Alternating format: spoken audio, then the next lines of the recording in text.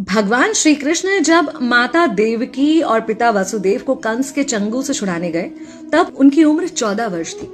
उनकी माता ने उनसे पूछा कि बेटा तुम तो भगवान हो, तो तुम हमें पहले ही कंस के चंगुल से छुड़ा सकते थे, इतनी देर क्यों कर दी? तो कृष्ण जी ने कहा, माता क्या पिछले जन्म में आपने मुझे 14 वर्ष का वनवास नहीं दिया था? माता हैरान रह गई, बोली ये क्या कह रहे हैं आप? तब कृष्ण जी ने बताया कि पिछले जन्म में मैं राम था और आप थी माता कैकेयी और आप ही ने मुझे 14 वर्ष का वनवास दिया था और कर्म फल से कोई नहीं बच सकता माता, इसलिए आपको 14 साल का ये दुख सहना पड़ा। तब आश्चर्यचकित होते हुए माता ने पूछा, तो फिर यशोदा पिछले जन्म में कौन थी? कृष्ण जी ने बताया, वो थी माता कौशल्या, जो 14 साल तक अपने पुत्र से अलग रही थी। उन्होंने उस दुख को सहा था, इसलिए इस जन्म में 14 साल मैं उनके पास रहा और मेरे साथ रहने का माता और पुत्र के प्रेम का सुख उन्हें मिला। कहने का मतलब यह है कि कर्म फल से ना उस युग में कोई बचा था, ना आज कोई बचेगा।